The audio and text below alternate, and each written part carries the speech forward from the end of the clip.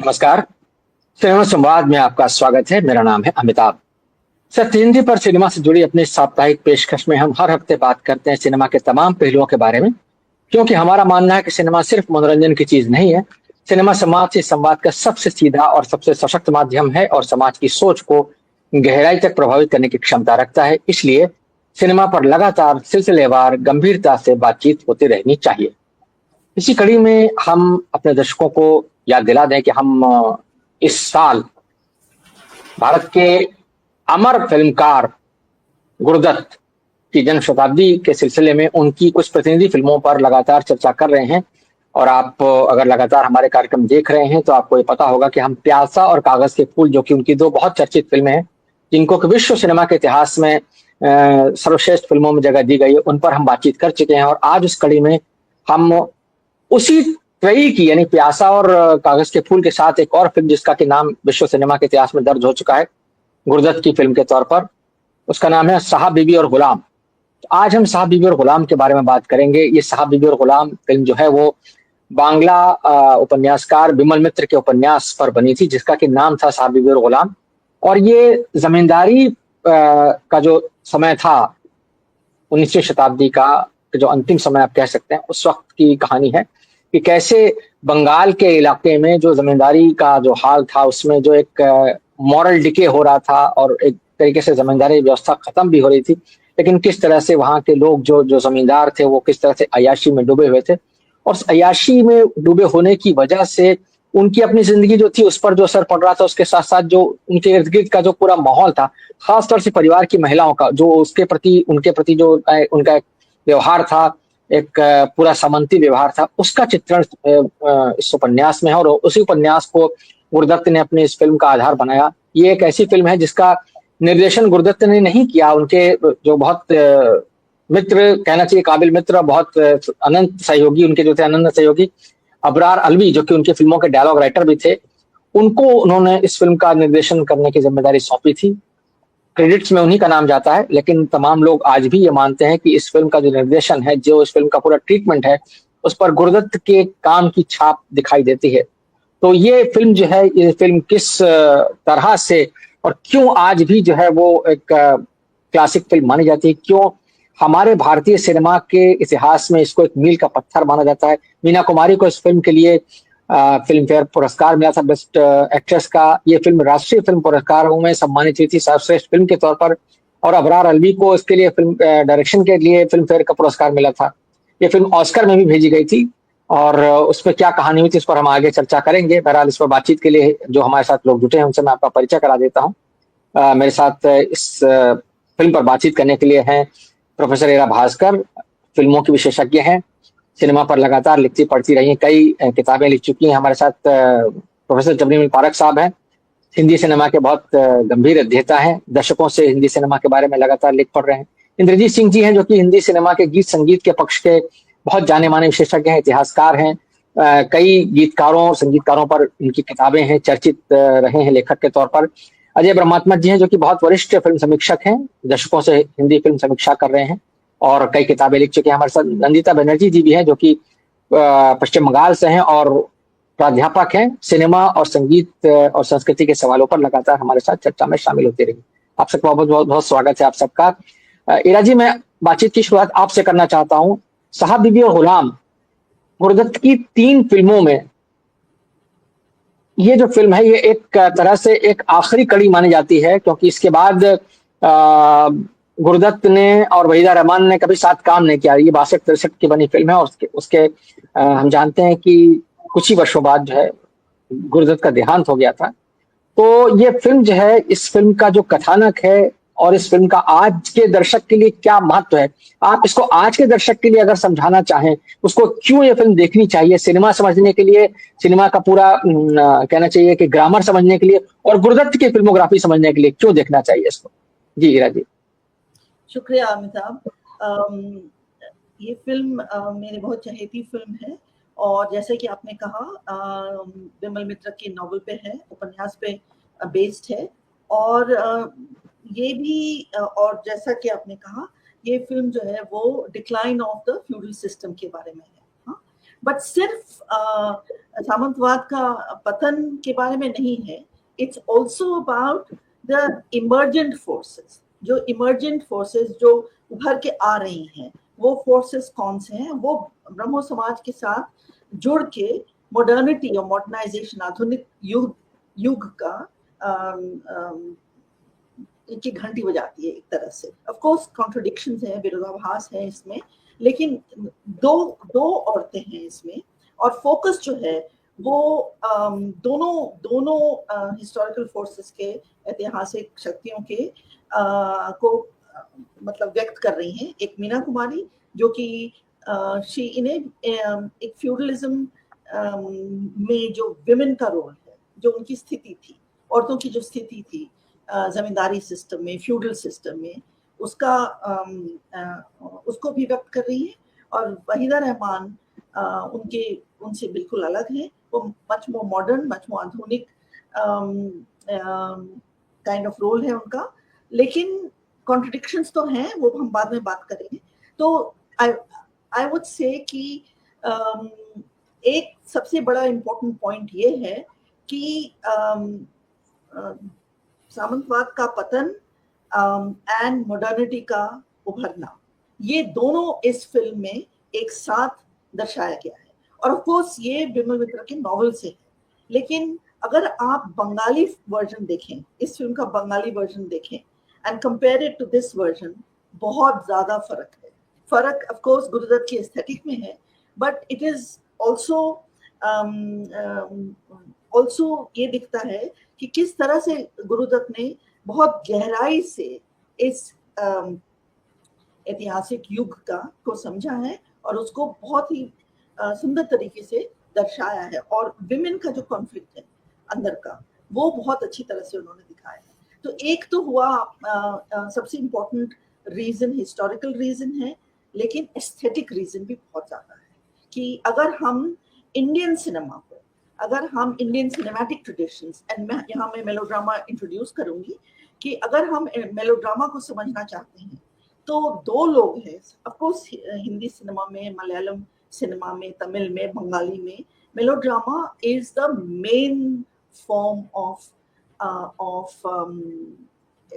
Commercial cinema, main stream cinemas, not just in India, सिर्फ भारत में ही नहीं, पूरे विश्व में मेन स्ट्रीम फॉर्म मेलोड्रामेटिक होता है। वो अलग विषय है, उसके बारे में बाद में बात करूंगी। और गुरुदत्त की ट्रेनिंग इसी फॉर्म में हुई थी।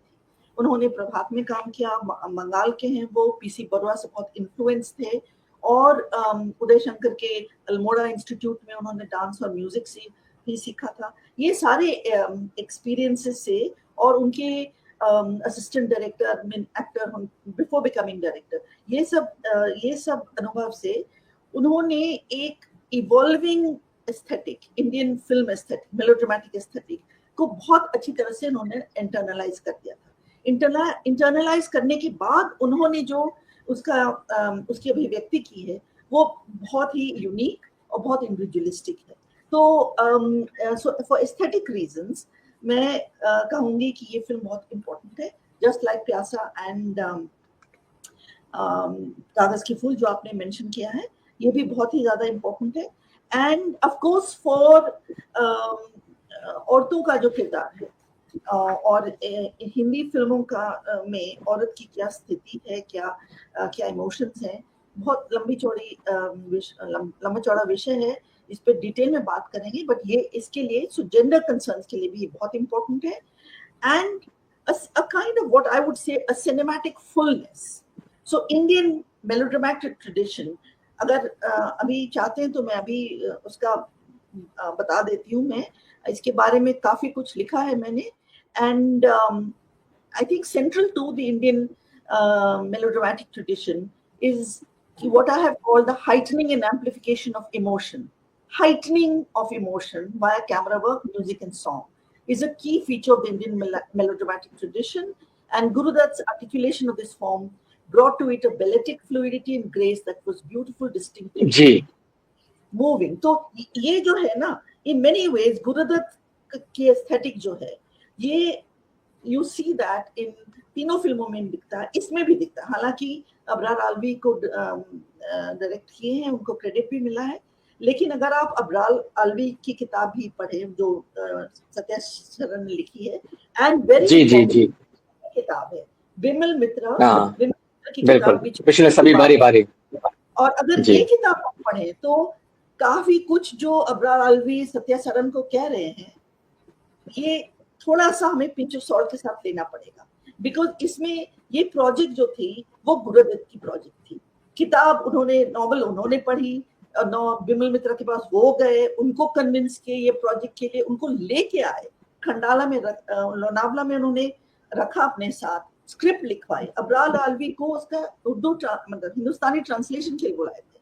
स्क्रिप्ट विमल मित्रा ने फिल्म की लिखी है ये वाली। और so in many ways this project जो है वो गुरुदत्त की प्रोजेक्ट थी। एंड और हमें ये नहीं, और अबरार आलवी भी कहते हैं अपनी किताब में, और बाकी लोगों ने भी कहा है कि उन्होंने सीधे बोल दिया कि गानों को तो मैं डायरेक्ट करूंगा जितने गाने हैं। एंड ये भी अबरार आलवी कंप्लेन भी करते हैं कि वहीदा को वही डायरेक्ट कर रहे थे, एंड वहीदा को बता रहे थे कैसे करना है। तो थोड़ा सा क्रेडिट उनको मिलता है, उन्होंने भी काम किया, इट्स अ जॉइंट प्रोजेक्ट। जैसे विकी मूर्ति का रोल है उसमें, अबरार आलवी का भी रोल है, डायरेक्शन में भी उनका रोल है, लेकिन प्रोजेक्ट और विजन जो है मैं कहूंगी ये गुरुदत्त की विजन है। जरूर, बिल्कुल। आपने जो कहा है, सॉरी मैं आपको रोक रहा हूँ, मैं हम जब सेकंड राउंड में बात करेंगे तो जो आपने अभी डिटेल्स इसमें बताई हैं उन पर हम और विस्तार से बात करेंगे। आपने जो चीजें इशारा किया जिनकी तरफ, उस थ्रेड को आगे लेकर के मैं चलता हूँ, मैं अजय जी के पास आता हूँ। अजय जी, जो बात अभी इरा जी ने कही कि काम तो अबरार आलवी का था पर्दे के टाइटल के नाम पर, लेकिन जैसा कि किताबों में लिखा गया, और वो सत्या शरण की किताब और विमल मित्र की किताब दोनों मैंने पढ़ी है इत्तेफाक से, दोनों में यह है कि अबरार आलवी खुद ये कह रहे हैं कि भाई गुरुदत्त से उन्होंने कहा कि ये फिल्म तुमको डायरेक्ट करनी, और जो वहीदा रहमान को लेकर के उसमें कहा कि भाई वो खुद जो है जबा के कैरेक्टर से संतुष्ट नहीं थे और वो वहीदा रहमान के अभिनय से भी संतुष्ट नहीं थे, उनको लगता था कि वो इस रोल में फिट नहीं है। तो इस फिल्म की कास्टिंग की भी एक कहानी, लेकिन जो उससे बड़ी बात है, सबसे बड़ी बात है, जो बात शुरुआत में इरा जी ने कही थी, ये फिल्म जो है जो इसकी लेगेसी है, जो इसकी इंपॉर्टेंस है आज के दर्शक के लिए, जो क्योंकि मैं इस चीज को बार बार खींच करके इस तरफ ले जाना चाहता हूं कि आज का जो दर्शक है, जिसके लिए आज का जो सिनेमा है, क्योंकि उसकी आज सिनेमा की ग्रामर बिल्कुल बदल चुकी है,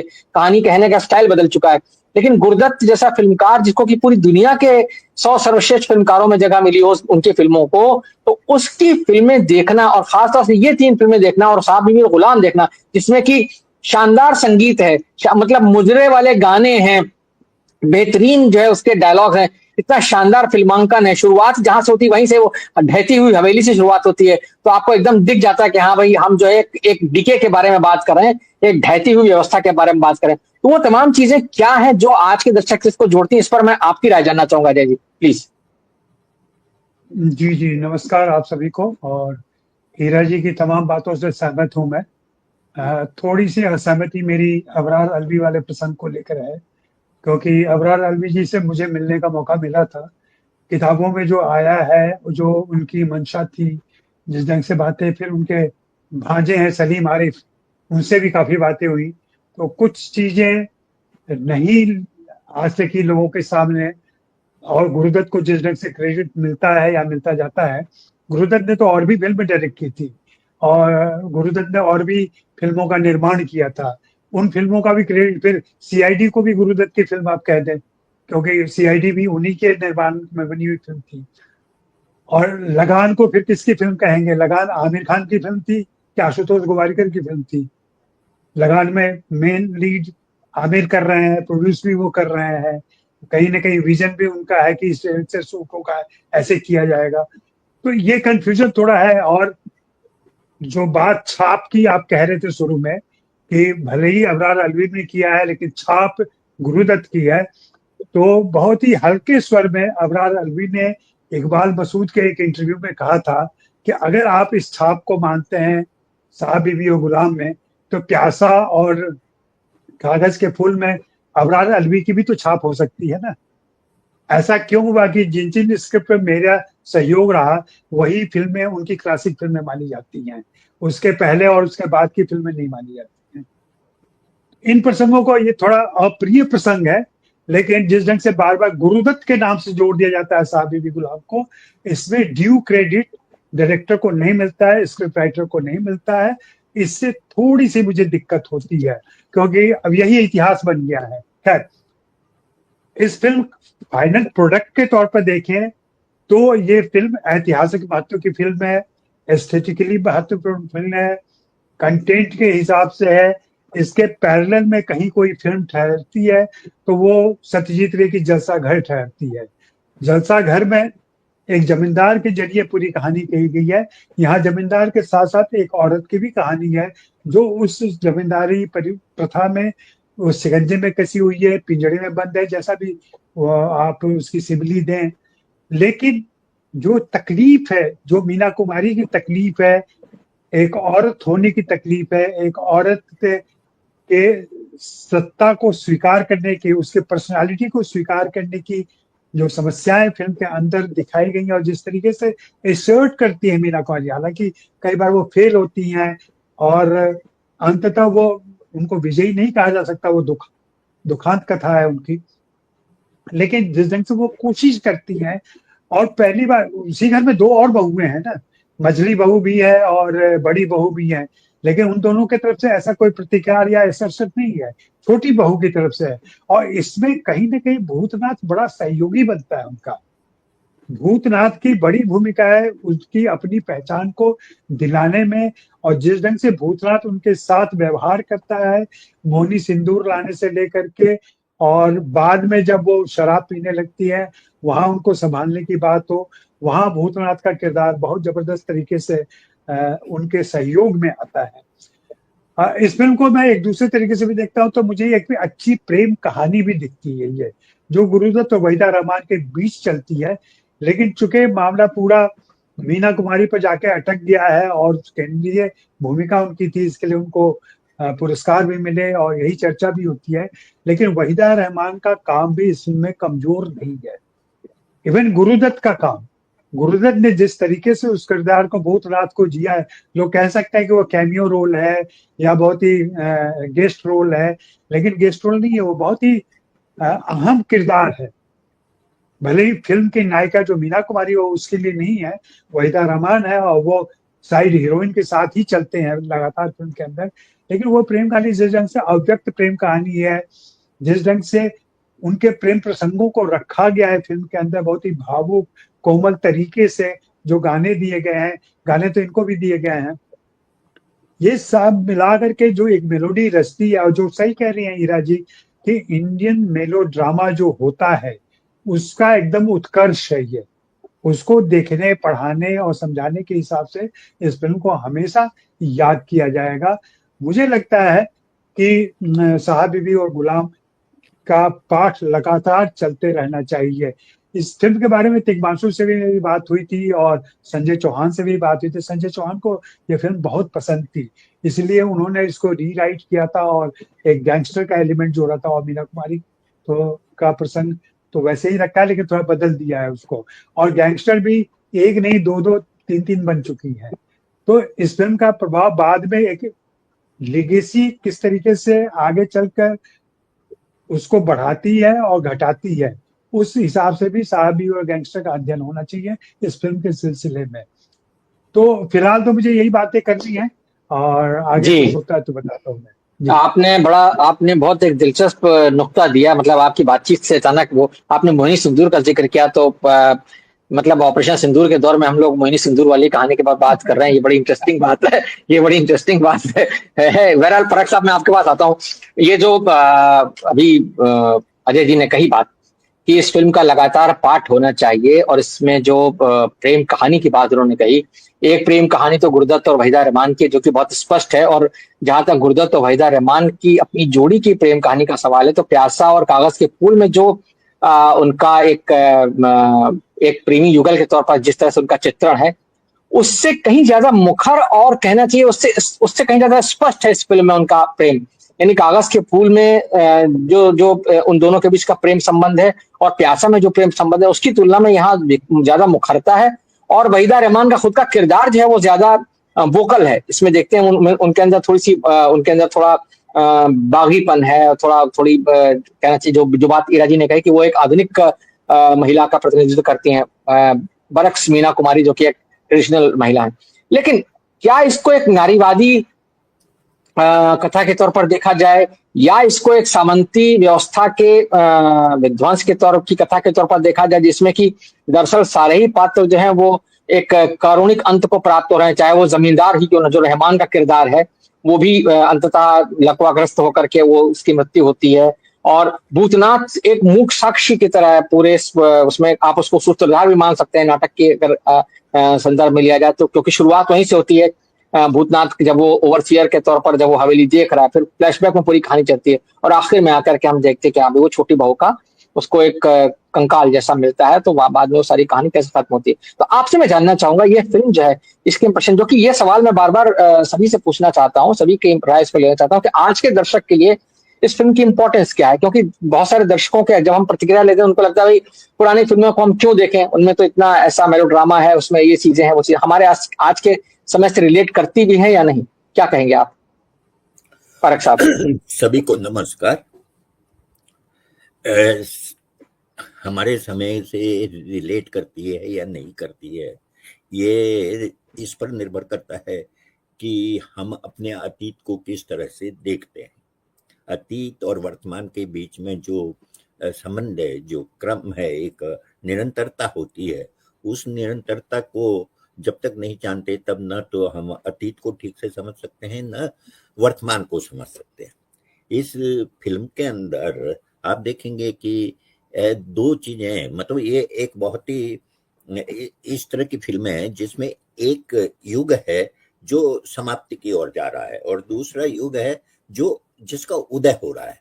जो समाप्ति ओर जा रहा है वो आसानी से नहीं जा रहा है, वो भी काफी कष्ट से जा रहा है, काफी उसके लिए कुर्बानियां दी जा रही है और कुर्बानियां ली जा रही है। और दूसरी तरफ जो नया उदित हो रहा है उसके लिए भी संघर्ष हो रहा है, और वो संघर्ष भी काफी कहना चाहिए कि काफी तीखा है।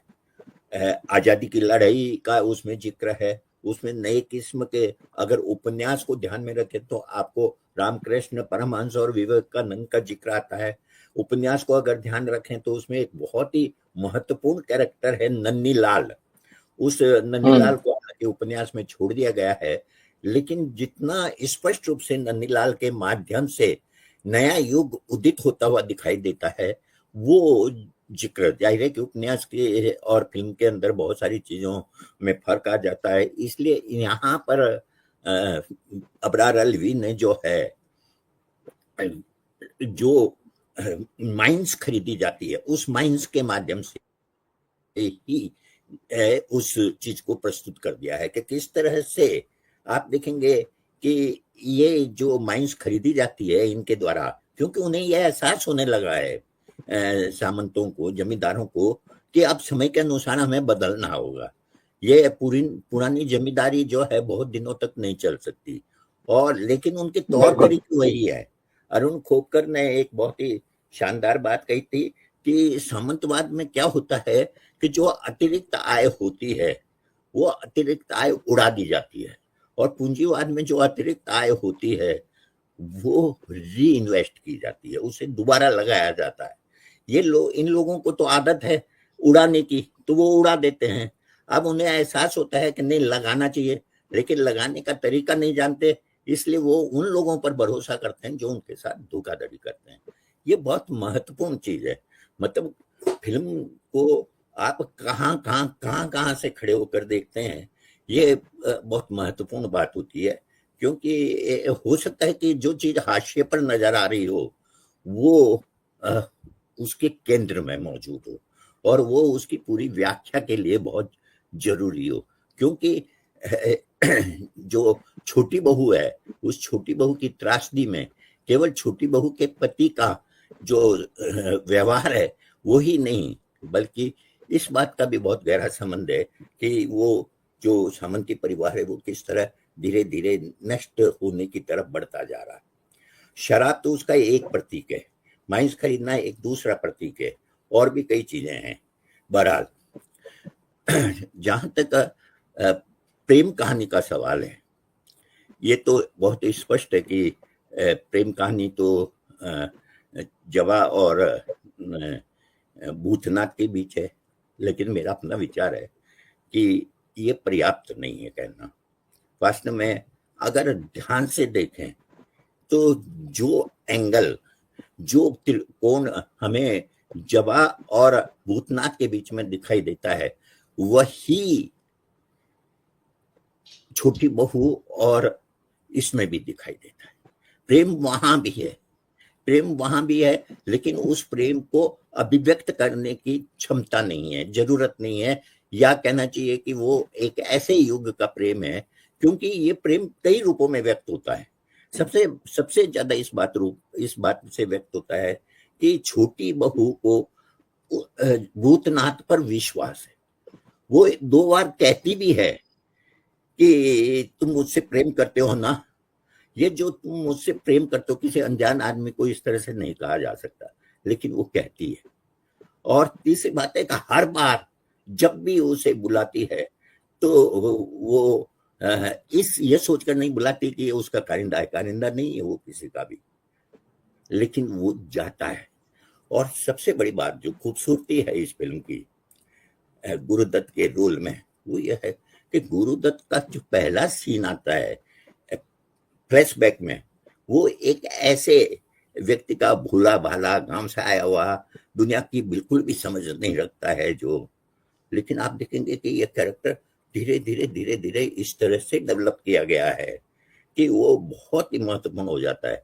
वो जो दूसरों के सामने जमीन पर बैठता है, वो छोटी बहू के साथ जिस तरह बराबरी का व्यवहार करता है, जिस तरह अधिकार का व्यवहार करता है, वो अधिकार भी उस प्रेम के कारण ही आता है। इसलिए मुझे ये लगता है कि इस फिल्म को देखते हुए यह जो इन दोनों के बीच का प्रेम है, जो जरूरी नहीं है कि शब्दों में व्यक्त हो, जो जरूरी नहीं है कि परंपरागत रूप से व्यक्त हो, लेकिन ये बहुत महत्वपूर्ण है। और उस आखिरी क्षण में जब वो गाड़ी में बैठकर दोनों जा रहे होते हैं, उपन्यास के अंदर वो अपना सिर जो है छोटी बहू वो भूतनाथ के गोद में रख देती है। फिल्म में यही दृश्य प्रस्तुत किया गया था, लेकिन लोगों ने कहा कि नहीं, ये मत कीजिए, ये हिंदुस्तान के दर्शक, पता नहीं है हिंदुस्तान के दर्शक क्या चीज है, हिंदुस्तान के दर्शक इसे पसंद नहीं करेंगे। तो दृश्य बदला गया और उसकी जगह वो दोनों आपस में बात ही करते हैं। तो ये मुझे लगता है कि ये बहुत महत्वपूर्ण है कि इन दोनों संबंधों को भी ठीक से समझने की जरूरत है। और उसमें एक बहुत बड़ी शक्ति जो है उन दोनों का एक दूसरे पर विश्वास, एक दूसरे के प्रति प्रेम है। और ये प्रेम जो है, क्योंकि उसके अंदर जो द्वंद्व है, जो द्विधा है, वो यह है कि एक तरफ वो चाहती है कि उसका पति जो है वो उसके पास रहने लगे। क्यों रहने लगे? उससे कोई प्रेम नहीं है, उसे कोई प्रेम नहीं है, प्रेम दोनों को नहीं है, ये ध्यान रखें। इसका एहसास भी नहीं होता है। वो भले ही कुछ भी कहे, वो माँ बनना चाहती है, उसका माँ बनने की इच्छा जो है वो बहुत बड़ी इच्छा है, और वही उसके सारे दुखों की, सारी तकलीफों की जो है कि बैकग्राउंड में होती है। इसलिए हम जब छोटी बहू के कैरेक्टर को देखें तो छोटी बहू के कैरेक्टर के जीवन के अपने जो अंतर्विरोध है, जो अपने द्वंद्व है, उसे देखना भी जरूरत है। और मैं जो कह रहा हूं इसमें उपन्यास से इस फिल्म में अबरार अलवी ने एक बड़ा अंतर किया। वो अंतर ये किया कि उपन्यास में भूतनाथ की शादी इससे नहीं होती, जवा से, बल्कि जवा की शादी सुपवित्र नामक एक ब्रह्म समाजी से होती है। लेकिन इसमें जो है इसी के साथ होती है, भूतनाथ के साथ। क्योंकि दिखाया इसमें भी सुपवित्र के साथ ही, इसमें भी सुपवित्र के साथ दिखाया है, कोशिश की है, लेकिन ये कि अंततः वो एक कहानी को ऐसा मोड़ दे दिया कि बचपन में इनकी शादी तय हो गई थी।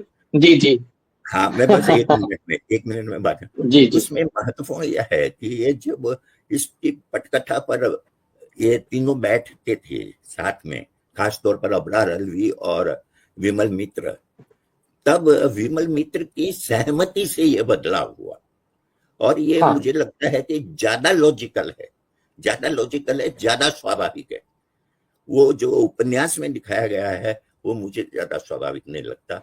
मुझे लगता है कि वो परिवर्तन करने से इस फिल्म को कागज के फूल की तरह असफल होने से भी बचाया गया है, क्योंकि अगर सब कुछ बहुत दुख बहुत पीड़ा में खत्म होता है तो कई बार लोगों को अच्छा नहीं लगता।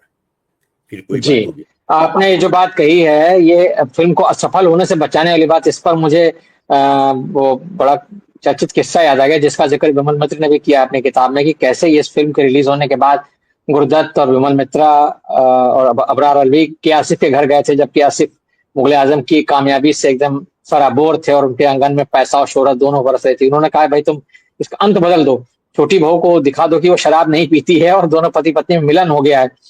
तो गुरदत्त एकदम घबरा गए थे। उन्होंने एक टाइम पर तो उन्होंने वाकई में इसका एंड चेंज करने की सोच ली थी। उन्होंने कहा था कि भाई नया सेट बनाओ, सब कुछ दोबारा से शूट करो, मीना कुमारी को बुलाओ, वहीदा रहमान को बुलाओ, वगैरह वगैरह, और काफी उधेड़-बुन में थे। तो उनको लगा कि यार कागज की फूल फ्लॉप हो चुकी है, अगर ये भी फ्लॉप हो गई तो मेरा क्या होगा, कंपनी कैसे चलेगी।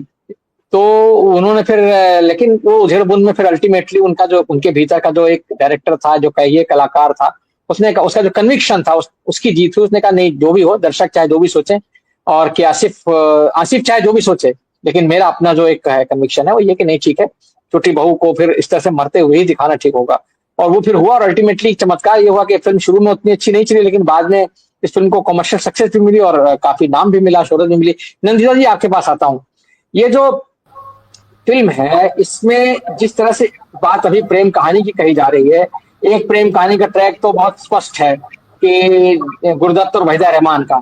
दूसरा जो ट्रैक है मीना कुमारी और गुरदत्त का, उसमें हम कहीं ना कहीं देखते हैं कि बहुत सी चीजें सांकेतिक हैं।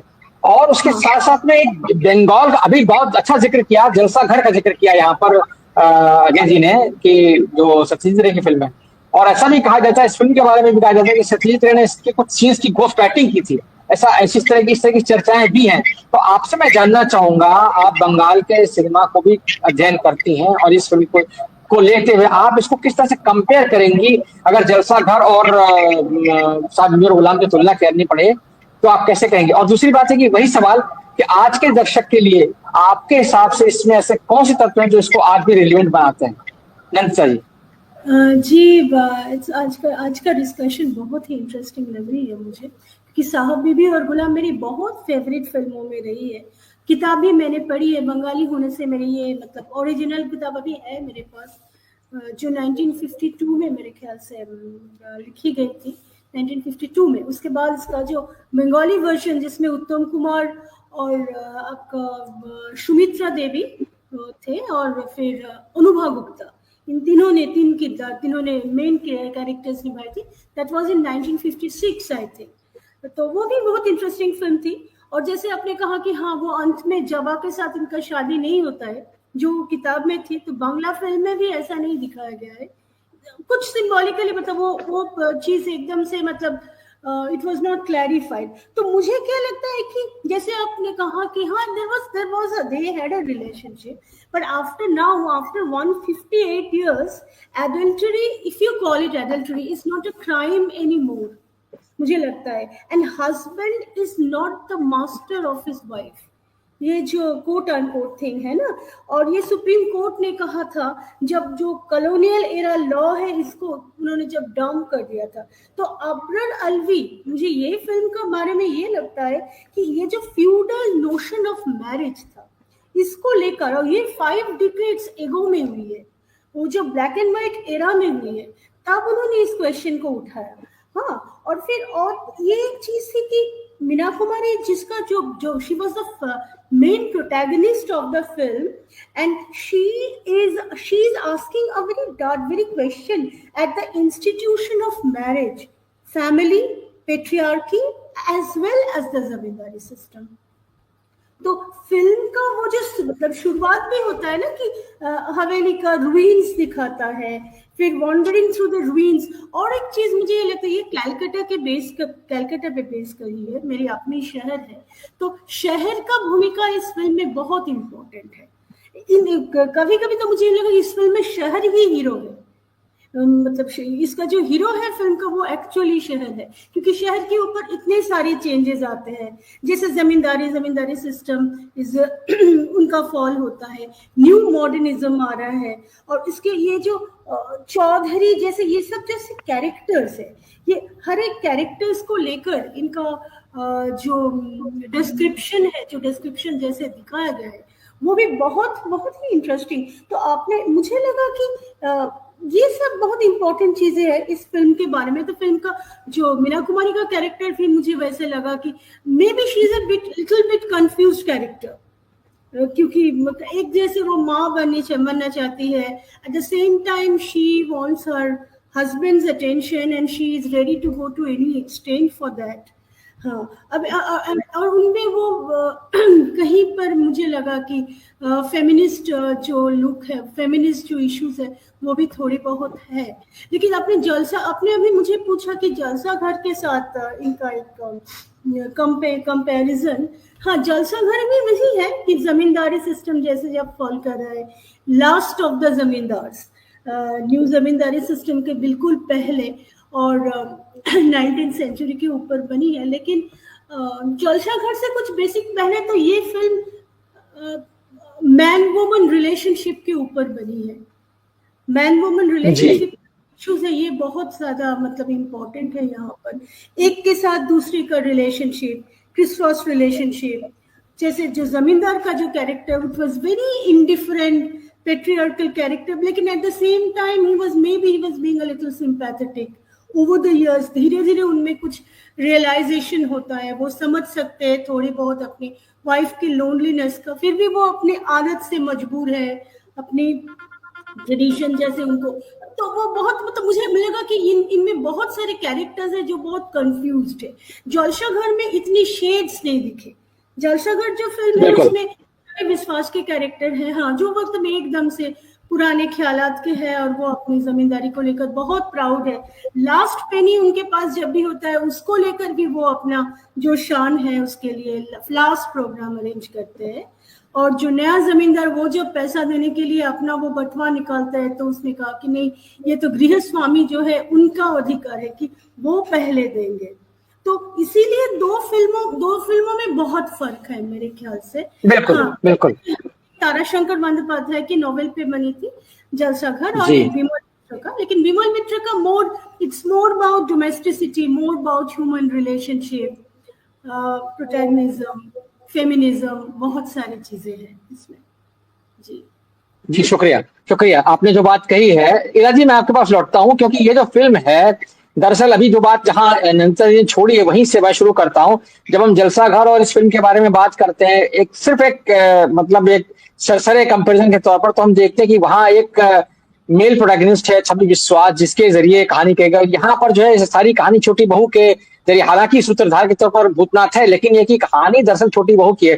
और यहीं से मैं आपसे ये जानना चाहता हूँ, ये जो एक इंट्रीग है इस कैरेक्टर में, एक एनिग्मेटिक कैरेक्टर जो मीना कुमारी ने निभाया है, वो क्या आपको लगता है कि जो मतलब हमारे यहाँ जो हीरोइन है हिंदुस्तानी सिनेमा में, उसका एक जो मेलोड्रामेटिक ग्राफ रहा है कैरेक्टर का, क्या ये उसका एक सबसे तगड़ा प्रोटोटाइप है? क्या ये उसका सबसे मजबूत कहना चाहिए कि प्रतीक है? और क्या, जैसा कि हम कह रहे हैं कि इतने हिसाब उसमें कहीं ना कहीं एक रिबेलियन भी है, जब वो कहती है कि भाई क्या किसी और घर की किसी और बहू ने इस तरह का काम किया है क्या, कि शराब पिए किसी ने अपने पति के लिए? तो ये जो बातें हैं ये कहीं ना कहीं इस कैरेक्टर को बहुत अलग बनाती है। और ये भी बात मतलब जब चूंकि हम कैरेक्टराइजेशन के बारे में बात कर रहे हैं, तो दर्शकों को ये बात मालूम होनी चाहिए कि मीना कुमारी जो है इस फिल्म के लिए पहली पसंद नहीं थी गुरुदत्त की। वो भी एक अपने आप में कहानी है कि कैसे गुरुदत्त ने इस फिल्म के लिए अपने यानी भूतनाथ के किरदार के लिए विश्वजीत से लेकर के शशि कपूर तक सबको अप्रोच किया था, सबके बारे में सोचा था। और मीना कुमारी के किरदार के लिए भी पहले किसी और का नाम चल रहा था, फिर बाद में कैसे कैसे हुआ आपसे। लेकिन इरा जी मैं वापस उसी सवाल पर लौटना चाहूंगा, क्या ये जो है ये हिंदी सिनेमा की जो अभिनेत्रियां हैं, नायिकाएं खासतौर से, जो मेलोड्रामा का एक एलिमेंट है, क्या ये उसके लिए एक बहुत तगड़ा प्रोटोटाइप बन गया है? Tragedy queen. जी शुक्रिया। दो बातें कहूंगी। एक तो फ्यूडल जलसा घर की बात हुई है। सत्यजीत रे ने 3 फिल्में बनाई हैं actually about the feudal system. Devi, Jalsaghar तो है ही, Devi, and also the second story in Teen Kanya, मोनिहार। तो ये तीन अगर हम देखें, और मैं साहब बीबी और गुलाम इन तीनों के साथ जोड़ना चाहती हूँ एज अ फिल्म ऑफ इन विच, जिसमें कि सामंतवाद का जो पतन है वो दिखाया जा रहा है, लेकिन उसमें एक अट्रैक्शन भी है, और ये बात बहुत जरूरी है। मतलब कि जिस तरह से आइजनस्टाइन में अक्टूबर में बोल्शेविक रेवोल्यूशन दिखाया है, और जब विंटर पैलेस को रेड किया जाता है, जब लोग जाते हैं और तोड़ते हैं और चीजों को माने टेक ओवर करते हैं विंटर पैलेस में, आइजनस्टाइन का कैमरा जो है बड़े प्यार से उन जितनी सारी चीजें हैं, ऑब्जेक्ट्स को करेस कर रही हैं, यू नो, उसके चारों ओर जा रही हैं। तो जो पतन हो रहा है उसके साथ कुछ चीजें ऐसी हैं जो कि नॉस्टैल्जिकली को क्रिएट भी किया जा रहा है, जैसे कि म्यूजिक है, जैसे कि डांस है। और बंगाली फिल्म में तो ठुमरी फर्स्ट वाला परफॉर्मेंस है, वो एक ठुमरी परफॉर्मेंस है, और हिंदुस्तानी में है वो, और इसमें डांस का परफॉर्मेंस है, दो डांसेस हैं, एक तो हवेली में है and the other is in the कोठा, दो हैं इसमें। तो कोटजान का जो नाच है, गाना है ये, और म्यूजिक जो है वो नॉट जस्ट जमींदारी सिस्टम, उससे हमारा म्यूजिक ट्रेडिशन भी आया है। ठुमरी अब कोठे से हटके मेन नेशनल स्टेज पे आ गई है, डांसेस भी नेशनल स्टेज पे आ गए हैं। तो एक अट्रैक्शन है इन हिस्टोरिकल फोर्सेस के लिए जो भी इस फिल्म में है। और सेकंड बात जो मैं कह रही हूँ वो बहुत जरूरी है, एक्चुअली वो जरा सा फर्क, मेरा ओपिनियन जरा सा फर्क होगा परख जी से, वो ये कि जो बात हम नहीं कह रहे हैं, अभी तक डिस्कशन में नहीं आए हैं, वो फीमेल सेक्सुअलिटी की बात, और बिल्कुल, और जरूर, छोटी बहू का जो प्रेम भूतनाथ के लिए है वो सेक्सुअल प्रेम नहीं है, it is actually much more affectionate, छोटे भाई की तरह से, समवन यू ट्रस्ट, कॉन्फिडेंट। और जो वहीदा रहमान वाला रिलेशनशिप है उसमें थोड़ा मिस्चिफ, थोड़ा छेड़छाड़ है उसमें, जी बिल्कुल बिल्कुल, हाँ। है। लेकिन very importantly I think one of the बहुत जरूरी बात ये जो छोटी बहू के साथ है, और जो उनके किरदार का एकदम अहम तत्व है, वो ये है कि ऐसे माहौल में फीमेल सेक्सुअलिटी को माना ही नहीं जाता है, बल्कि मजली बहू तो कहती तुम तो बड़ी बेशरम टाइप की हो, बड़ी अपने पति के लिए तुम इस तरह से प्यार को जता रही हो, राइट? सो एंड आपने बहुत अच्छी एक बात कही है, इस पे मैंने लिखा भी है कि हिंदी फिल्म में, बॉम्बे सिनेमा में और भी सिनेमा में, लेकिन बॉम्बे सिनेमा में खास करके शुरू से फीमेल डिजायर के साथ प्रॉब्लम है, and narratively female desire has to be punished, narratively, लेकिन उसकी अभिव्यक्ति फुल फॉर्म में होता है। चाहे आप तराना देखें, चाहे आप साहिब बीबी और गुलाम देखें, चाहे आप लैला मजनू देखें, मतलब तरह तरह के अलग अलग जॉनर्स में भी देखें, तो फीमेल डिजायर इज फ्राइटन, एक तरह से इट इज अनकंट्रोलेबल। और इसमें I think what is very special about this film is कि फ्यूडल सिस्टम में ये औरत जो बहुरानी है, जो मेन किरदार है फ्यूडलिज्म में, उसको she is the Begum of the house, Islamic tradition में देखा जाएगा तो बेगम ऑफ द हाउस है, उसमें सेक्सुअलिटी नहीं होना, that is she is the honour of the house, घर की शान है वगैरह वगैरह, और जो सेक्सुअल आर्टिकुलेशन है वो तवायफ के ऊपर है। Now what in one sense जो कॉन्ट्रडिक्शन जो है यहाँ पे वो ये है कि छोटी बहू अपने पति के लिए सेक्सुअल डिजायर, और ये कैसे दिख रहा है उनके मतलब the whole film is oozing with her sexuality actually. जी बिल्कुल, आपने बहुत अच्छी बात की। और मैं बस एक टुकड़ा जोड़ना चाहूंगा कि मीना कुमारी वाकई में इस फिल्म में जितनी खूबसूरत दिखी हैं, वो मेरे ख्याल में मीना कुमारी की अपनी जो उनकी खूबसूरत, क्योंकि उनकी एक्टिंग के बारे में बहुत बात होती है लेकिन उनकी सुंदरता के बारे में कम बात होती है, लेकिन इस फिल्म में बहुत सुंदर दिखाया गया उनको शुरू से, जहां से उनका इंट्रोडक्शन होता है। Please carry on. जी, तो मेरे कहने का मतलब है कि 30s, लेट 30s, 40s में, खास करके 50s, 60s में sexuality, female sexuality was a source of anxiety for for men and for male society and for patriarchy. और उसको कंट्रोल करने के लिए तरह तरह के मतलब तवाइफ कुछ भी करे, that's fine, but the wife, the बहू of the house, वो कहती है कि मुझे बागानबाड़ी में रख लो, गार्डन हाउस में रख लो, इस तरह मैं रहूंगी, मैं कम से कम रोज तो देखूंगी तुम्हें। तो कहता है शर्म नहीं आती तुमको, अब चौधरी खानदान का ये जो रेपुटेशन है मिट्टी में मिल जाएगा, ये नहीं कर सकते। So wife can not express sexual desire. और एक तरह से वो हालांकि ही छोटे बाबू जो हैं वो अपनी बहू के साथ, अपनी वाइफ के साथ कुछ दिन बिताते हैं और वो बहुत खुश होती है। Of course she is become an alcoholic as a result, लेकिन वो अब उनका मन उठ गया है बिकॉज ये जो पहलू है औरत का, वो तवायफों के साथ ही जुड़ा इस सोशल। तो यहाँ और एक और बात मैं कहूंगी कि शुरू में मैंने और आपने भी कहा, सबने कहा है कि किस तरह से दो काइंड ऑफ फोर्सेस आ रहे हैं। एक जिसका पतन हो रहा है और रेसिडुअल है, जो रेमंड विलियम्स का ascendant and descendant forces, historical forces की बात उन्होंने कही है, और डोमिनेंट जो कि अभी है स्थिर, जो उभर के आ रहा है, emerging, and residual. Now the residual is associated with tradition, और जो रेसिडुअल फोर्स है, जो जिसका पतन हो रहा है, वो जमींदारी सिस्टम है, उसका डेकेडेंस है।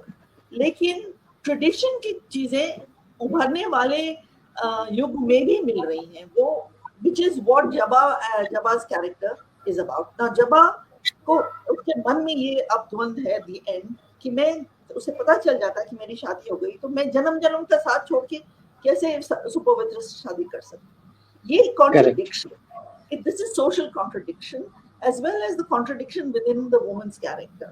और ये I think both Meena Kumari की सेक्सुअलिटी की बात तो हमें करनी पड़ेगी actually, because this is what is unique about this film।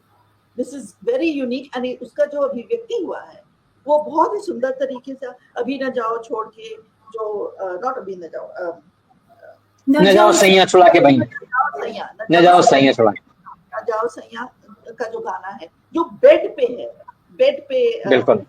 यहाँ पे अबरार आलवी का कंट्रीब्यूशन है, गुरुदत्त का तो है ही, but Gurudatt has directed this sequence, and Abrar आलवी की किताब में बहुत डिटेल में ही डिस्कशन है, he has directed this song. हाँ, और बहुत बड़ा उनके बीच में मतलब आर्ग्यूमेंट भी हो गया था, क्योंकि वो नहीं आए सेट पे, गुरुदत्त डायरेक्ट कर रहे थे, वो अबरार आलवी नहीं आए सेट पे, और उन्होंने बार बार गुरुदत्त पूछ रहे थे हाउ डू यू वांट, आप कैसे चाहते हैं कि मैं इसका अंत करूं, इसे आप कर लीजिए, मैं उठा लूंगा वहां से। सो उनके बीच में तनाव था इस बात को लेके, और तो जिस तरह से वो मतलब उनके बेड पे पूरी तरीके से सीक्वेंस शूट किया गया, और म्यूजिक एंड लाइटिंग एंड अब उसके लिए टाइम नहीं है, बट बहुत ही सुंदर तरीके से वो पूरा उभर के ऊपर आ रहा है, किस तरह से she is just yearning for that connection. So उसके साथ भूतनाथ के साथ उनका प्रेम है, लेकिन वो अलग टाइप का प्रेम है। It is more like an elder sister और मदर, कॉन्फिडेंस, किसी पर विश्वास करना। Sexual desire is directed towards her husband, और उनकी परफॉर्मेंस में भी वो आती हैं, शोल्डर पे पकड़ लेती है, उनको कहती है मेरा माँ तो बनना ही चाहती है। फाइनली शी सेज, पहले तो सिडक्शन के रिचुअल हो रहे हैं, और जब वो नहीं होता तो कहती तुम क्या दिए मुझे कोई माँ बुलाने वाला भी नहीं। And she critics the importance of her husband, and that is also symbol कि ये इम्पोर्टेंस जो है वो जमींदारी सिस्टम की नहीं। अब वो सिस्टम जो है, वो जो फॉर्म है, वो इम्पोर्टेंट हो गया, स्टेराइल हो गया, उसमें कुछ भी नहीं बचा। So these are it's a layered kind of a बिल्कुल बहुत अच्छी बात आपने कही है।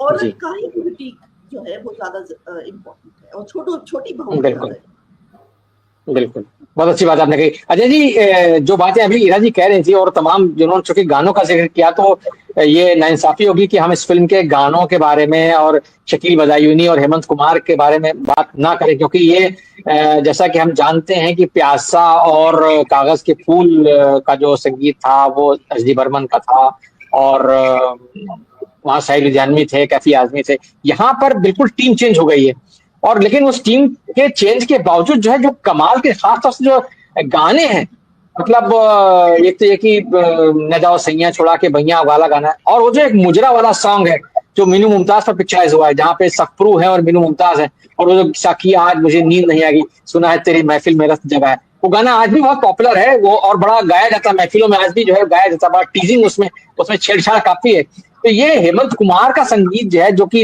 एक अलग तरह की, जिसमें एक बड़ी सौम्यता होती थी, और लेकिन उन्होंने एकदम बिल्कुल अलग रंग इसमें दिखाया, और कई तरह के गाने। और ये जो बात अभी ईरा जी कह रही थी, उसमें कहानी ये भी है कि गुरुदत्त ने कई सारे गानों को पिक्चराइज करते हुए, जो अबरार अलवी का डायरेक्शन था, उसमें उन्होंने कई सारे मॉडिफिकेशन किए। खासतौर से जैसे अभी जो गाना ईरा जी ने बताया, दूसरा एक और गाना था हमारा बड़ा नादान है, जिसमें कि वो वहीदा रहमान पर पिक्चराइज हुआ है, उसको जब उन्होंने देखा तो कम से कम 10 बार गुरुदत्त ने उसको लेके उसका ऊपर नीचे उसमें किया, उसमें तब्दीली की, वो संतुष्टि नहीं हो रहा था कि किस तरह से हुआ, तो उसको लेकर के अबरार अलवी और गुरुदत्त में नोकझोंक भी हुई। आप इस संगीत और इसके गीत संगीत के बारे में क्या कहेंगे? एक चेंज तो है ही, और जो मुझे पता है उसके हिसाब से अबरार अलवी को हेमंत कुमार पसंद थे, उन्होंने पहले बात कर ली थी हेमंत कुमार से, और शकील बदानी से भी शायद उनकी बात हुई होगी। तो ये रेयर जोड़ी एक तरीके से आई थी फिल्म के अंदर, जो कई सारे फिल्म के निर्माण के समय चुनाव को लेकर के, कलाकारों के चुनाव को लेकर के, इवन जो साकिया गाने की आप जिक्र कर रहे हैं, साकिया गाने को आप फिर से एक बार जाके देखिएगा, हाँ, उसमें गौर कीजिएगा, जो एक ट्रिविया जैसा ही है उसमें, ये कि जो सह नर्तकियां आई थी फिल्म के गाने के लिए, साकिया गाने के लिए मीनू मुमताज के साथ, तो वो सुंदर नहीं थी, तो उनको लेकर के वीके मूर्ति का कहना था कि पूरे लिंक जो रोशनी की गई है, उस रोशनी में अगर बैकग्राउंड में हम इनको दिखाएंगे तो गाना मर जाएगा। तो उन्होंने जो लाइटिंग की है, जिस तरीके से आप देखें और चौंकिएंगे अभी कि सबके चेहरे पर रोशनी है, लेकिन उस 6 नर्तकियों पर कोई रोशनी नहीं है। बिल्कुल, तो सब बहुत अच्छी बात बताई, बहुत बढ़िया बात आपने बताई। ये वीके मूर्ति की लाइटिंग का कमाल था, जबकि वो एक्चुअली आज के समय के VFX वाला नहीं है, वो एक्चुअल शूट किया गया है, और एक्चुअल शूट करने में ये सारी चीजें हुई।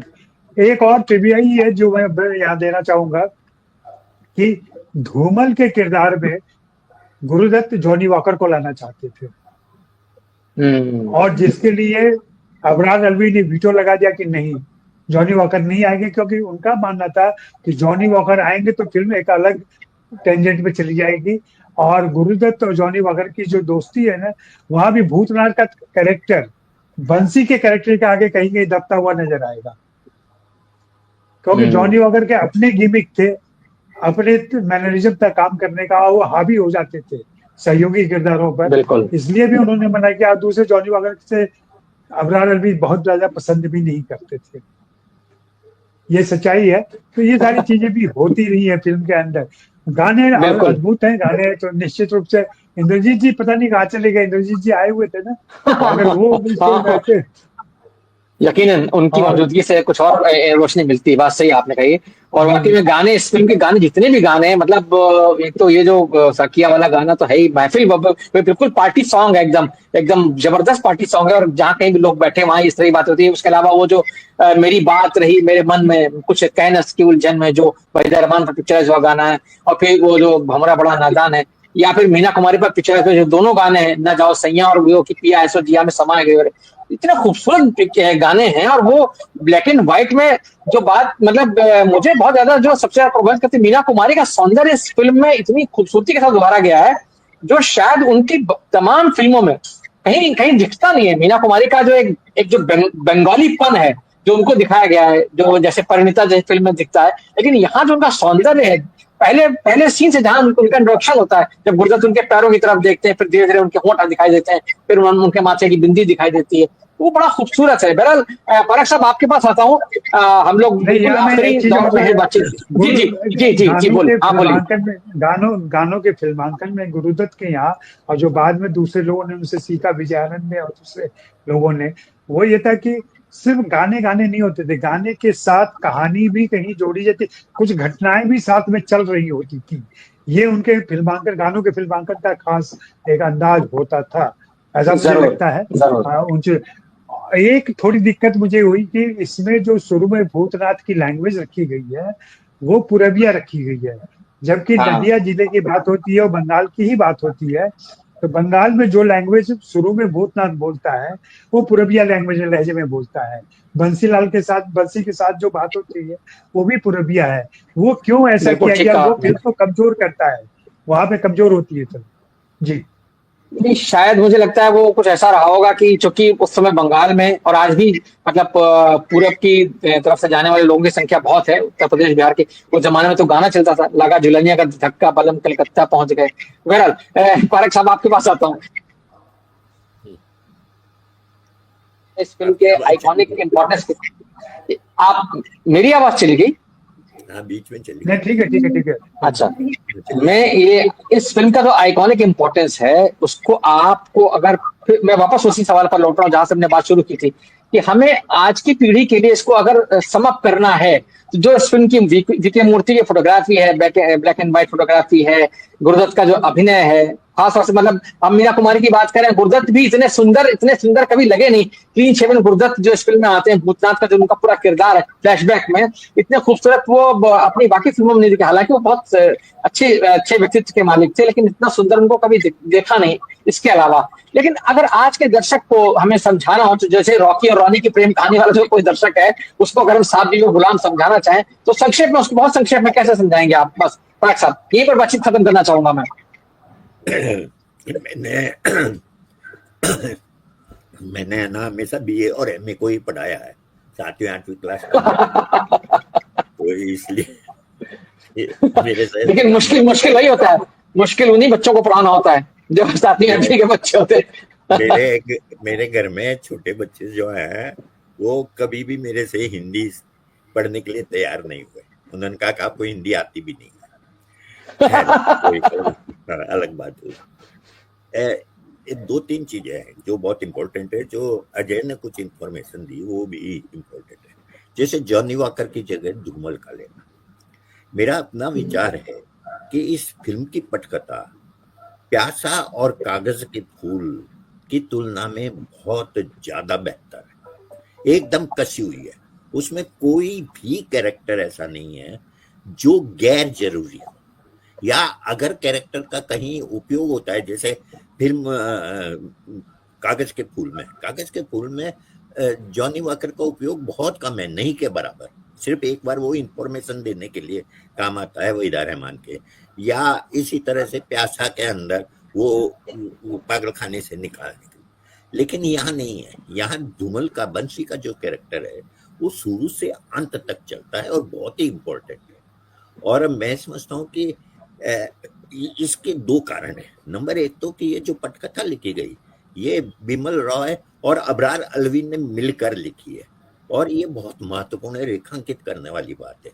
क्योंकि ठीक है, गुरुदत्त निश्चित रूप से बहुत बड़े फिल्मकार थे, लेकिन मुझे ये लगता है और मुझे इस बात में काफी दम लगता है कि इसकी पटकथा लिखने में ये चीजों की का ध्यान रखा गया है, ये बहुत इंपॉर्टेंट है।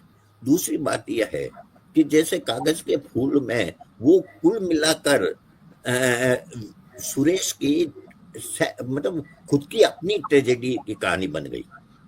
प्यासा में ऐसा नहीं था, हालांकि प्यासा में भी कुछ हद तक था, लेकिन इस फिल्म के अंदर विशेषता यही है कि इसमें जो छोटी बहू की त्रासदी है वो छोटी बहू की त्रासदी भर नहीं है, वो उस पूरे फ्यूडलिज्म के पतन की कहानी भी है, और वो बहुत पावरफुल ढंग से आती है और लगातार आती है।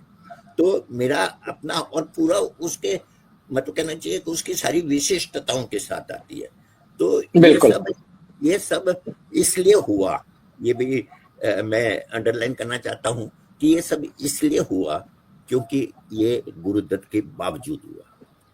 तो इसलिए मुझे ये लगता है कि अबरार अलवी को और विमल मित्र को, इन दोनों को जरूर क्रेडिट दिया जाना चाहिए। बिल्कुल, ये बहुत अच्छी बात है। बिल्कुल, ये जब हम बिल्कुल आज के दर्शक के लिए ये समझना बहुत जरूरी है कि जब हम इस फिल्म की बात करें तो इस फिल्म के जो कहना चाहिए मुख्य प्रणेता हैं वो गुरुदत्त हैं, लेकिन अबरार अलवी का निर्देशन, अबरार अलवी का पटकथा लेखन और विमल मित्र का की जो मूल कृति है साहब बीबी और गुलाम, जो उनका उपन्यास है, उसके साथ साथ इस फिल्म का जो पटकथा लेखन उन्होंने किया, उसको भी हमें ध्यान में रखना चाहिए कि कैसे उन दोनों ने मिलकर इस पर बहुत चुस्त पटकथा में, बहुत चुस्त स्क्रिप्ट में बदला, और कैसे वो उस चुस्त कहानी की वजह से जो ये फिल्म जो है अपने आज तक प्रदर्शन में हम लोगों को प्रभावित करती है। आप कुछ कहना चाह रहे हैं पटकथा, बहुत संक्षेप में? आखिरी बात, तीसरा जो है वीके मूर्ति, ये जो हम इनकी मीना कुमारी की सुंदरता की चर्चा कर रहे हैं, वैसे तो मीना कुमारी बहुत सुंदर है, लेकिन इसमें सुंदरता को जिस तरह से प्रस्तुत किया गया और उसमें लाइट का जो उपयोग किया गया है वो तो अद्भुत है। जिस समय पहली बार गुरुदत्त के सामने, भूतनाथ के सामने वो उभरती है एक तरह से देवी की तरह, वो अद्भुत है। और जिस समय शराब के लिए बुलाती है और अंधेरे में बैठी हुई है उस समय, और इस तरह से अगर देखेंगे कि खुद मतलब मीना कुमारी पर लाइट का इस्तेमाल जिस ढंग से किया गया है, एंगल का इस्तेमाल जिस ढंग से किया गया है, वो पूरी फिल्म के अंदर जो है वो बहुत उसी के कारण ये फिल्म में मीना कुमारी की प्रस्तुति जो है वो इवन पाकीज़ा से भी कहीं ज्यादा है। और सबसे बड़ी बात यह है कि ये कलर फिल्म नहीं है, लेकिन इतनी कलरफुल ढंग से मीना कुमारी को शायद और कहीं नहीं पेश किया। बिल्कुल, बहुत अच्छी बात आपने कही है। इसी बिंदु पर आज की बातचीत को हम सब करना चाहेंगे, और आज के दर्शकों को हम ये जरूर कहना चाहेंगे कि ये जो पुरानी फिल्में हैं, खासतौर से ये 3 फिल्में, गुरुदत्त की 3 फिल्मों का जो हमने जिक्र किया, तो उनको आप देखिए अगर आपने नहीं देखी, और अगर आप उनको देखते समय जो बातचीत हम कर रहे हैं, अगर कहीं उस बातचीत से आपको कुछ मदद मिली हो तो आप हमें जरूर बताएं, क्योंकि हमारा पर्पस ये रहता है इस तरह की चर्चाओं का कि आप आज के दर्शकों को हम उन पुरानी फिल्मों के बारे में बताएं, या उन कलाकारों के बारे में, उन फिल्मकारों के बारे में बताएं जिन्होंने की हिंदी सिनेमा में दरअसल मील का पत्थर जो है वो स्थापित किए हैं, कई एक के बाद एक बहुत सारे फिल्मकार। और गुरुदत्त चूंकि उनकी जन्म शताब्दी है, तो उनकी जन्म शताब्दी के बहाने हम भारतीय सिनेमा में जो उनका योगदान है, विश्व सिनेमा को उन्होंने जो धरोहर दी है, प्यासा, कागज के फूल और साहब बीबी और गुलाम के जरिए, उसको हम बार बार याद करते हैं। बहरहाल आज की बातचीत के लिए आप सबको बहुत बहुत धन्यवाद, और धन्यवाद दर्शकों का भी जिन्होंने इसको बहुत सब्र के साथ देखा सुना। हम फिर किसी नए विषय के साथ हाजिर होंगे, तब तक के लिए धन्यवाद, नमस्कार।